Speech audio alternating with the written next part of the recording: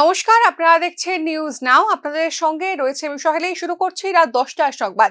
বন্যায় ক্ষয়ক্ষতি নিরূপণ করে রাজ্য ত্যাগ করেছে কেন্দ্রীয় সরকারের প্রতিনিধি দল। রবিবারই রাজ্য ত্যাগ করে কেন্দ্রীয় দলটি। সোমবার আয়োজিত রক্তদান শিবিরে একথা জানিয়েছেন মুখ্যমন্ত্রী মানিক সাহা।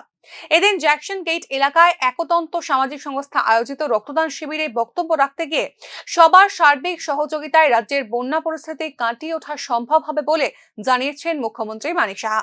এখান থেকে চলে গেছেন, ওনাদের সাথে আমার বিস্তারিত আলোচনা হয়েছে। আমাদের এসডিআরএফ টিম থেকে আরম্ভ করে এখানে ভলেন্টিয়ার্স এবং আপদা মিত্র সবাই মিলে কিন্তু আমরা কাজ করেছি। আমার সবচেয়ে খুশি এই কারণে, যেভাবে সাধারণ মানুষ, সমস্ত মানুষ, সব সম্প্রদায়ের মানুষ যেভাবে এগিয়ে এসছে, এরকম একটা দুর্যোগ থেকে কীভাবে আমরা বেরিয়ে আসি, সত্যি সেটা আমরা আগে কোনোদিন দেখি। যেখানে যায় মানুষ সাহায্যের হাত বাড়িয়ে দিচ্ছে। মুখ্যমন্ত্রীর ত্রাণ তহবিলে ওনারা যার যার ক্ষমতা অনুসারে ত্রাণ দেওয়ার ব্যবস্থা করছেন। বিভিন্ন সামাজিক সংগঠন বিভিন্ন জায়গায় যাচ্ছেন, ফুড থেকে আরম্ভ করে বিভিন্নভাবে ওরা সাহায্য করছে। সেটা এতে প্রমাণ করে যে যখনই কোনো সমস্যা আসে সবাই একসাথে মিলে তার মোকাবেলা করার ত্রিপুরা কিন্তু সারা ভারতবর্ষের মধ্যে একটা উদাহরণ হিসাবে এখন সমস্ত ভারতবর্ষ মানুষ।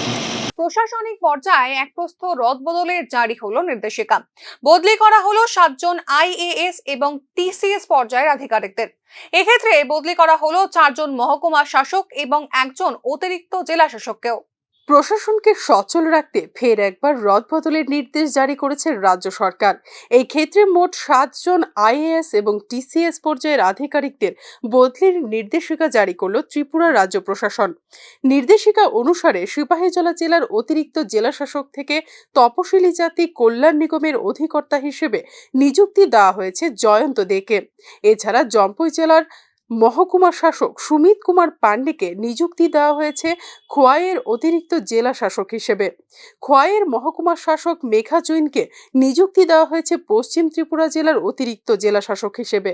বিলোনিয়ার মহকুমা শাসক রিঙ্কু লাথেরকে নিযুক্তি দেওয়া হয়েছে সিপাহীজলা জেলার অতিরিক্ত জেলা শাসক হিসেবে। কমলপুর মহকুমার মহকুমা শাসক লাইরিঙ্গেতা ডাললংকে বদলি করা হয়েছে উত্তর ত্রিপুরা জেলার অতিরিক্ত জেলা শাসক হিসেবে। রদবদলের এই নির্দেশ অবিলম্বে কার্যকর করার নির্দেশ দিয়েছে রাজ্য প্রশাসন। ব্যুরো রিপোর্ট, নিউজ নাও। সোমবার ফায়ারম্যান ও টেট চাকরি প্রার্থীরা তাদের বিভিন্ন দাবি নিয়ে সংশ্লিষ্ট দপ্তরে ডেপুটেশন প্রদান করেন। 2022 সালে ফায়ারম্যান পদে ইন্টারভিউ দিয়েছিলেন রাজ্যের বেকার যুবকরা। চাকরি পাওয়ার আশায় দূর দূরান্ত থেকে ইন্টারভিউ দিয়েও এখনো পর্যন্ত চাকরি পাননি তারা।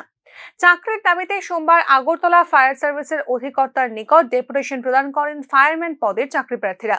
আজকে ওই ফায়ার সার্ভিস আমরা তো 2022 সালে দিছি, কিন্তু আমরা পরে নিচে ত্রিপুরা পুলিশ আমরা ফায়ার সার্ভিস নিছি, কিন্তু তারা আমরা কোনো রেজাল্টই পাবলিশ করতেছে। কিন্তু আমরা টিকছি মাত্র 1813 জন, আর ফায়ার ত্রিপুরা পুলিশে টিকছে 6000। এর মধ্যে তারা রেজাল্ট পাবলিশ করে লেগেছে, আমরা কোনো 1800 ক্যান্ডিডেটের তারা রেজাল্ট পাবলিশ করতে পারছে না।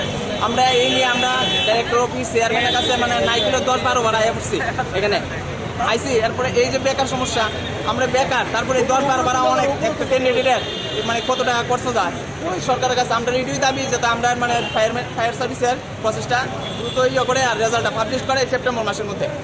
বিগত 2 বছর ধরে বন্ধ টেট পরীক্ষা। সোমবার বিএড এবং ডিএলএড উত্তীর্ণ ছাত্রছাত্রীরা টিআরবিটি কর্তৃপক্ষের সঙ্গে দেখা করেন। জানা গিয়েছে, টিআরবিটি কর্তৃপক্ষ বলেছেন তারা পরীক্ষা নেওয়ার জন্য প্রস্তুত, তবে সরকারের তরফে পরীক্ষা নেওয়ার নির্দেশিকা জারি হয়নি। সরকার নির্দেশিকা দিলেই পরীক্ষা নেওয়া হবে বলে জানিয়েছেন টিআরবিটির আধিকারিকরা। দেখা যাচ্ছে যে 2 বছর ধরে কোনো টেট পরীক্ষা হইতেছে না।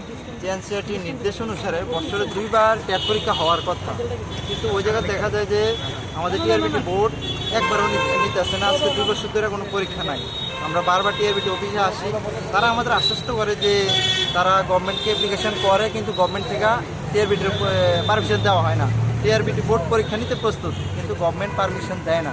কিন্তু দেখা যাইতেছে আমরা অনেকবার আইসি, আওয়ার পরেও সেটা হইতেছে না। তারা আমরা ভালো পজিটিভ কথা কয়, কিন্তু আমরা এদিকে আশ্বস্ত হইতে পারি না, কারণ গভর্নমেন্ট তাদেরকে পারমিশন দেয় না। আমরা পরবর্তী সময়ে টিআরবিটি অফিসার আসবো না।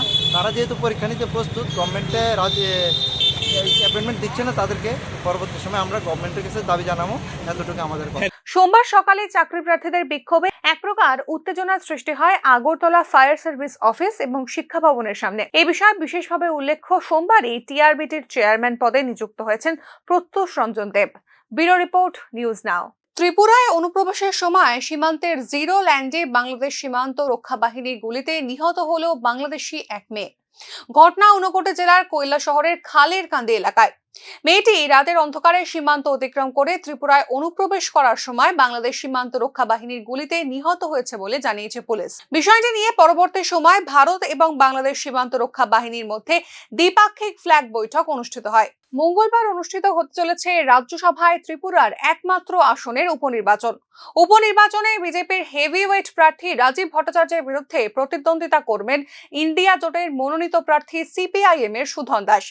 33 জন দলীয় বিধায়ক এবং সহযোগী তিপ্রামথার 13 জন বিধায়কের যৌথ সমর্থনে বিজেপি প্রার্থী রাজীব ভট্টাচার্যের জয় প্রায় নিশ্চিত বলেই মনে করছেন রাজনৈতিক বিশেষজ্ঞ মহল। রাজ্যসভায় ত্রিপুরার একমাত্র আসনের উপনির্বাচন অনুষ্ঠিত হতে চলেছে মঙ্গলবার। উপনির্বাচনে একদিকে যেমন রয়েছেন বিজেপির হেভিওয়েট প্রার্থী রাজীব ভট্টাচার্য, অপরদিকে তার বিরুদ্ধে প্রতিদ্বন্দ্বিতা করবেন ইন্ডিয়া জোটের মনোনীত প্রার্থী সিপিআইএম এর সুধন দাস। 1988 সাল থেকে একজন রাষ্ট্রীয় স্বয়ংসেবক সংঘ কর্মী হিসেবে রাজনৈতিক আঙিনায় প্রবেশ করেন রাজীব ভট্টাচার্য। আরএসএস এ যোগদানের পর 1991 সালে বিজেপির সদস্য হন এবং ত্রিপুরার বিজেপি প্রধান হওয়ার আগে স্থানীয় কর্মী, বনমালীপুরে মণ্ডল সভাপতি, সদর জেলার সাধারণ সম্পাদক, রাজ্য কমিটির কোষাধ্যক্ষ এবং দলের সহসভাপতি এবং সবশেষে দলের প্রদেশ সভাপতি হিসেবে সাংগঠনিক ভূমিকা পালন করেছেন রাজীব ভট্টাচার্য। প্রাক্তন মুখ্যমন্ত্রী বিপ্লব দেবের ঘনিষ্ঠ সহযোগী হিসেবে বিবেচিত রাজীব ভট্টাচার্য একটি ভালো সম্পর্ক গড়ে তুলেছেন বর্তমান মুখ্যমন্ত্রী মানিক সাহার সাথেও, যিনি তাকে 2023 সালের বিধানসভা নির্বাচন এবং 2024 সালের লোকসভা নির্বাচন সহ সাম্প্রতিক নির্বাচনে দলীয় কর্মীদের একত্রিত করার জন্য বারবারই দিয়ে আসছেন কৃতিত্ব। রাজীব ভট্টাচার্য বিপ্লব দেবের প্রাক্তন দুর্গ বনমালীপুর থেকে 2023 সালের বিধানসভা নির্বাচনে প্রতিদ্বন্দ্বিতা করেছিলেন, কিন্তু মাত্র 1369 ভোটের ব্যবধানে পরাজিত হয়েছিলেন নিকটতম কংগ্রেস প্রার্থী গোপাল চন্দ্র রায়ের কাছে।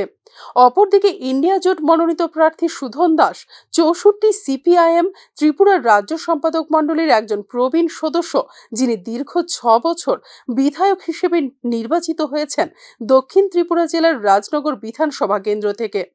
জনপ্রতিনিধি হিসেবে নির্বাচনের পরিসংখ্যানে যদিও অনেকটাই এগিয়ে রয়েছেন ইন্ডিয়া জোটের প্রার্থী, তবুও রাজ্যসভার নির্বাচনে বিজেপি প্রার্থী রাজীব ভট্টাচার্যর জয় প্রায় নিশ্চিত বলেই মনে করছেন রাজনৈতিক বিশ্লেষক মহল। রাজ্যসভার নির্বাচনে যেখানে জনগণের ভোট নয়, বিধায়কের ভোটই নির্ধারণ করে জয় পরাজয়, সেখানে ত্রিপুরা বিধানসভায় একক সংখ্যাগরিষ্ঠ তথা ক্ষমতাসীন বিজেপির রাজ্যসভার ত্রিপুরার একমাত্র আসনেও জয় শুধুমাত্র অপেক্ষা বলেই মনে করছেন রাজনৈতিক মহল। 60 আসন বিশিষ্ট ত্রিপুরা বিধানসভায় 33 জন দলীয় বিধায়ক এবং সহযোগী তিপ্রামথার 13 জন বিধায়কের যৌথ সমর্থনে বিজেপি প্রার্থী রাজীব ভট্টাচার্যের জয়ে ক্রস ভোটিং এরও কোনো সম্ভাবনা নেই বলেও মনে করছেন রাজনৈতিক বিশেষজ্ঞ মহল। এখানে উল্লেখ করা যেতে পারে, এই মুহূর্তে ত্রিপুরা বিধানসভায় বিরোধী সিপিআইএম এর রয়েছেন 11 জন সদস্য এবং কংগ্রেসের রয়েছেন 3 জন সদস্য। স্বাভাবিক কারণেই সম্পূর্ণ একপেশে এই নির্বাচনের রাজ্যসভায় ত্রিপুরার একমাত্র আসনে বিজেপি প্রার্থীর জয় ঘোষণায় বাকি শুধুমাত্র আনুষ্ঠানিকতা, তা আর বলার অপেক্ষা রাখে না। ব্যুরো রিপোর্ট, নিউজ নাও। প্রকাশ্যে ছুরিকাঘাতে এক যুবকের হাতে খুন এক ছাত্রী। ঘটনায় চাঞ্চল্য কাঞ্চনপুর এলাকায়। ফের প্রণয়ের সম্পর্কে পরিণতি হলো মৃত্যু। কাঞ্চনপুর বাজারের প্রাণকেন্দ্র পোস্ট অফিস রোডে বাণী লাইব্রেরির সামনে প্রকাশ্যে এক যুবকের ছুরির আঘাতে প্রাণ গেল এক ছাত্রীর। কাঞ্চনপুর মহকুমার গোপালপুর এলাকার বাসিন্দা বয়স 26 ঊর্ধ্ব যুবক কার্তিক নাথ সোমবার সকালে তানিয়া বড়ুয়াকে খুন করে। এই নাবালিকা কাঞ্চনপুর দ্বাদশ শ্রেণী বিদ্যালয়ের 10ম শ্রেণীর ছাত্রী। জানা গিয়েছে, এই যুবক ও নাবালিকার মধ্যে প্রণয়ের সম্পর্ক ছিল। সোমবার সকালে তানিয়া গৃহশিক্ষকের বাড়ি পড়তে যাচ্ছিল, সেই সময় কাঞ্চনপুর পোস্ট অফিসের পাশে রাস্তা আগলে দাঁড়ায় কার্তিক। এরপরেই ছুরি বের করে এলোপাথারি আঘাত করতে থাকে। ঘটনাস্থলেই মাটিতে লুটিয়ে পড়ে ওই নাবালিকা। পরবর্তী সময় কার্তিক নাথও নিজের গলায় ওই একই ছুরি দিয়ে আঘাত করে আত্মঘাতী হওয়ার চেষ্টা করে। খবর পেয়ে ঘটনাস্থলে পৌঁছয় কাঞ্চনপুর থানার পুলিশ। যুবক ও নাবালিকাকে উদ্ধার করে নিয়ে যাওয়া হয় হাসপাতালে। কর্তব্যরত চিকিৎসক নাবালিকাকে মৃত বলে ঘোষণা করেন। আগে কাঞ্চনপুর বাজারে রেঞ্জ অফিসের সামনে যতটুকু খবর পাওয়া গেছে, একটা ছেলে এক মেয়েকে স্ট্যাপ করেছে এবং তারপর নিজেরও সুসাইড অ্যাটেম্প করেছে, নিজের গলা কেটে। আমরা স্পটে এসেছি এবং এটা কী হয়েছে ঘটনা তা আমরা তদন্ত করছি। আচ্ছা স্যার, মেয়ের নামটা? মেয়ের নাম হলো তানিয়া পড়ুয়া, আর কাঞ্চনপুর বাজারে। ছেলের নামটা? ছেলের নাম কার্তিক নাথ, বাড়ি? গোপালপুর। আচ্ছা, এখন কি তারা কি জীবিত আছে? এখন দুজনে চিকিৎসাধীন, পুরো ডিটেল এখনও পাইনি। আচ্ছা আচ্ছা। ধন্যবাদ। এই ঘটনাকে বিকৃত মানসিকতার পরিচয় বলেই অনেকে মনে করছেন। ব্যুরো রিপোর্ট, নিউজ নাও। বাংলা বিরোধী চক্র আখ্যা দিয়ে নির্দিষ্ট কয়েকটা সংবাদ মাধ্যমকে বয়কট ঘোষণা করল তৃণমূল কংগ্রেস। এবিপি আনন্দ, রিপাবলিক টিভি এবং TV9 বাংলার কোনো অনুষ্ঠান, বিতর্ক সভায় প্রতিনিধি পাঠাবে না বলে সিদ্ধান্ত নিয়েছে তৃণমূল কংগ্রেস। সোশ্যাল মিডিয়া পোস্টের মাধ্যমে এই ঘোষণা করেছে পশ্চিমবঙ্গের ক্ষমতাসীন তৃণমূল কংগ্রেস। এবিপি আনন্দ, রিপাবলিক, TV9 এর মতো চ্যানেলগুলিতে মুখপাত্রদের না পাঠানোর সিদ্ধান্ত নিয়েছে তৃণমূল কংগ্রেস। এই চ্যানেলগুলি ক্রমাগত বাংলা বিরোধী প্রচার চালিয়ে যাচ্ছে। আমরা জানি দিল্লির জমিদারদের সন্তুষ্ট রাখার দায়বদ্ধতা আছে এদের। চ্যানেলগুলির মালিক ও সংস্থার বিরুদ্ধে তদন্ত ও এনফোর্সমেন্ট মামলা চলছে বলে সোশ্যাল মিডিয়া পোস্টে উল্লেখ করেছে তৃণমূল কংগ্রেস। আজকের মতো সংবাদ এই পর্যন্তই। পরবর্তী আপডেটস পেতে চোখ রাখুন নিউজ নামের পর্দায়।